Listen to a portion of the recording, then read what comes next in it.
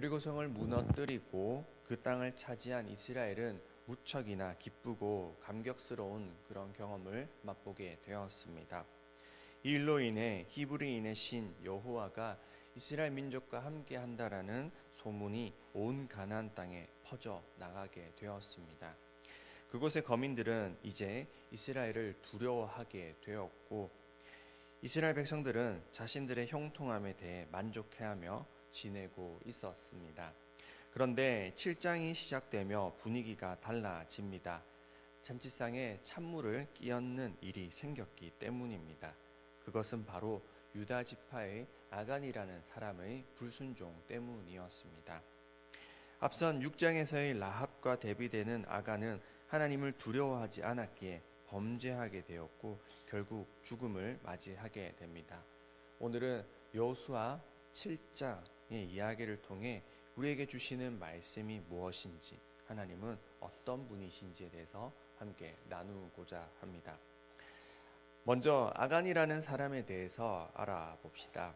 그는 앞선 6장의 라합과는 비교되는 인물로, 라합이 이방인이었던 것과는 달리 언약 백성이었고, 그 당시 최하층 비주류이자 흑수저인 약자였던, 그리고 기생이었던 라합과는 달리 아간은 명망 있는 가문의 사회적 지위도 어느 정도 있는 사람이었습니다. 그의 계보가 증조부 이름까지 성경에 자세히 기록되었다는 것은 당시 이스라엘에서 모르는 사람이 없는 유력한 가문이었음을 의미합니다. 또한 소와 나귀, 양 등 가축과 장막을 보유한 것으로 보아 상대적으로 부유한 사람이었다는 것도 유추해 볼 수 있습니다. 그런데 그런 그의 삶은 라합과는 정반대의 행보를 걸었고, 그의 행동으로 말미암아 이스라엘 백성은 아이성 전투에서 지고 마는 결과를 가져오게 됩니다. 라합은 여호와를 두려워하였고, 여호와가 가나안 땅을 이스라엘 민족에게 주신 것을 믿었고, 그 믿음으로 정탐꾼을 숨겨주어 그녀의 온 가족이 구원을 얻게 되었습니다. 라합 한 사람의 믿음과 행동이 온 가족의 구원을 이끌어낸 것과는 달리 아간은 그 한 사람의 범죄로 말미암아 주변 사람인 이스라엘 민족과 또한 그의 온 가족이 죽음에 이르게 되는 행동을 하고 맙니다. 라합이 유다 지파의 정탐꾼인 살몬과 결혼하여 유다 지파의 계보에 들어가고 메시아의 계보에도 오른 것과는 달리 아간은 하나님의 말씀을 무시하고 탐욕을 행함으로 유다 지파에서 끊어져 그 가족이 아골 골짜기에 매장되는 그런 결과를 가져왔습니다. 우리는 이와 같은 삶을 살지는 않아야 할 것입니다. 그런데 아간은 왜 이러한 행동을 하였을까요? 그 첫 번째는 하나님의 말씀을 우습게 알았기 때문입니다. 앞장 여호수아 6장에서 하나님은 이스라엘 민족에게 이렇게 경고하셨습니다. 6장 18절과 19절 말씀을 제가 읽겠습니다. 너희는 온전히 바치고 그 바친 것 중에서 어떤 것이든지 취하여 너희가 이스라엘 진영으로 바치는 것이 되게 하여 고통을 당하게 되지 아니하도록 오직 너희는 그 바친 물건에 손대지 말라. 은금과 동철 기구들은 다 여호와께 구별될 것이니 그것을 여호와의 곳간에 드릴지니라 하니라. 아멘. 이는 가나안의 첫 성읍인 여리고성이 첫 열매로 하나님께 온전히 드려져야 함을 뜻하는 것이고, 또한 이 전쟁에서 사실 이스라엘 민족들이 한 것은 없기 때문이기도 하였습니다. 여리고성을 무너뜨리는 데에는 하루에 한 바퀴씩 6일을 돌았고 마지막 7일째에는 7바퀴를 도는 것이 전부였습니다. 현재도 남아있는 발굴된 여리고성은 둘레가 그리 크지 않아 하루에 7번 도는 것도 그렇게 어렵지 않은 곳이다라는 것을 알 수 있습니다. 여리고성 이후의 성읍은 이스라엘 민족이 직접 싸워서 정복한 것이었고 자신들이 직접 한 일이 있었지만 여리고성은 그렇지 아니하였습니다. 수고하여 얻은 것이 아닌 그런 하나님께서 온전히 행하신 정복하신 곳이었죠. 그저 이스라엘 민족들은 묵묵히 순종함으로 얻어낸 것이었고 그렇기에 온전히 구별되어 하나님의 것이어야만 했습니다. 그러나 아간은 하나님의 말씀은 무시한 채 외투 한 벌과 은 200세겔 그리고 무게가 50세겔이나 되는 금덩이를 빼돌려 죽게 됩니다. 또한 아간이 그러한 일을 벌인 것은 욕심 때문이기도 하였습니다.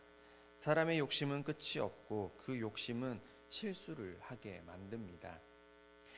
욕심 때문에 예수님을 은 30에 팔아버린 유다 역시 욕심쟁이였고 욕심 때문에 이를 그르친 사람이었습니다. 그러나 하나님은 한 사람의 욕심으로 인한 실수에 대해 일벌백계로 가르치십니다. 만약 이러한 일들에 대해 좋은 게 좋은 거라고 넘어갔다라면 이스라엘 민족은 정복 전쟁을 할 때마다 성읍을 차지할 때마다 저마다 자신의 것을 차지하고 숨기고 그렇게 하기에 급급하였을 것입니다. 또한 세 번째로는 하나님께 드려지는 것이라 생각하지 않아서이기 때문입니다. 하나님은 이스라엘 민족에게 온 가나안 땅을 차지하라 하셨지만 여리고 성읍과 거기에 있는 것은 하나님의 것이라 말씀하셨습니다. 이것은 오늘날도 마찬가지입니다.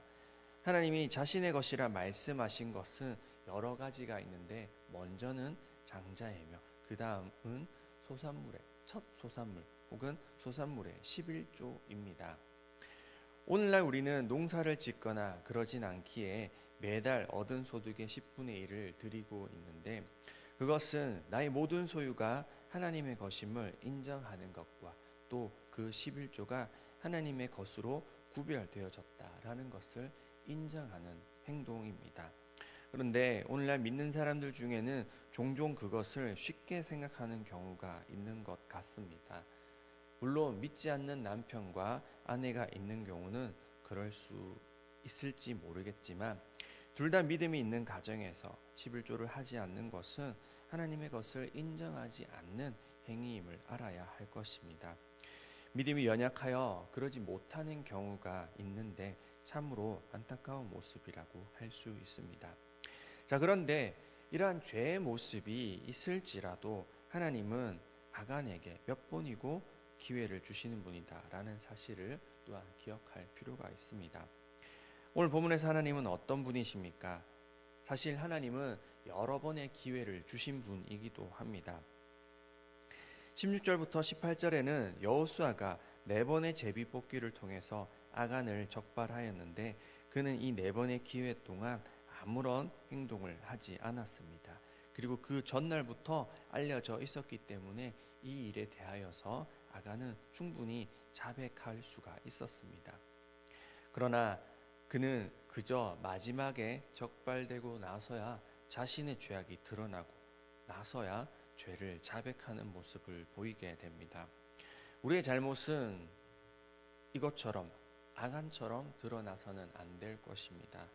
자백하고 회개하는 모습일 때 하나님은 용서하실 것입니다. 우리가 아는 하나님은 사랑의 하나님이시고 용서의 하나님이십니다. 그가 아무리 잘못하였던들 먼저 나와 자백하고 용서를 구했더라면 그와 그의 가족은 목숨을 건졌을 것입니다. 그러나 아간은 끝까지 모른 척하다 마지막에서야 실토를 하였습니다. 하나님은 기회를 주셨지만 죄인인 인간은 그것을 무시하고 숨어 있다가 마침내 들키고 말았던 것입니다. 오늘 우리의 삶에도 이러한 죄악된 모습은 없습니까? 하나님은 인간의 연약한 모습을 아시고 용서를 구하는 이에게 용서하시는 분입니다. 예수님은 마태복음 18장 21절과 22절에서 잘못한 자에게 70번씩 7번이라도 용서하라 명령하셨습니다. 용서에 대해서 말씀하신 주님은 우리 역시도 그러해야 함을 가르치셨습니다. 그 하나님은 용서의 하나님이시고 우리로 하여금 하나님의 거룩한 백성으로 더러운 죄를 벗어버리고 주님 앞에 나오길 원하시는 분입니다. 만약 형제를 사랑하지 못하고 다투었다라면 형제에게 용서를 구하고 예배를 드리길 원하시는 분이었습니다. 내 안에 죄악된 모습이 있다면 자복하고 주님 앞에 나와 엎드리길 원하시는 분이 바로 우리 하나님이십니다. 하나님이 드러내시기 전에 그것을 내어놓고 용서를 구하는 그런 인생이 되어야 할 것입니다. 결론입니다.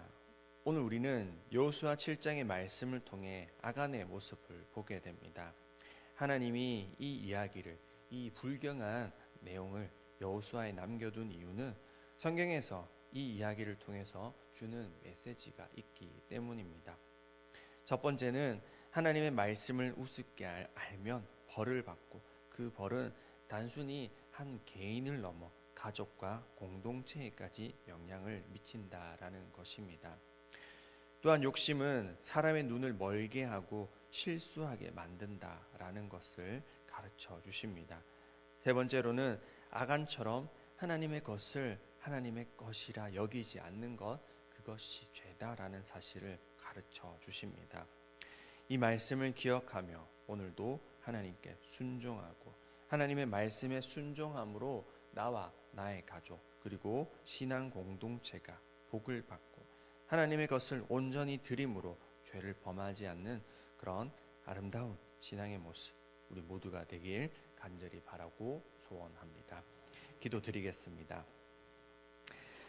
하나님 아버지, 오늘 아간의 모습을 통하여서 불순종하였던 이스라엘 민족에게 일벌백계로 다스리신 하나님에 대해서 저희들 보게 되었습니다.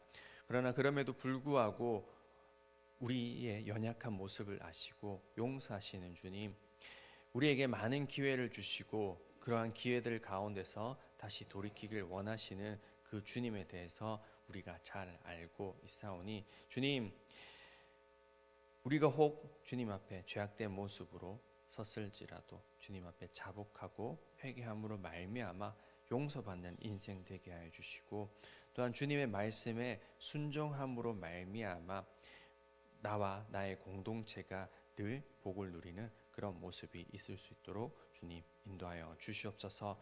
혹 우리의 삶 가운데 아간의 모습과 같은 그런 죄악된 모습들이 있었더라면 내가 깨닫지 못하는 그런 죄악된 모습이 있다라면 주님 가르쳐 주시고 자복하게 해 주시고 주님께 용서받는 우리의 삶의 모습이 될 수 있도록 인도하여 주시옵소서.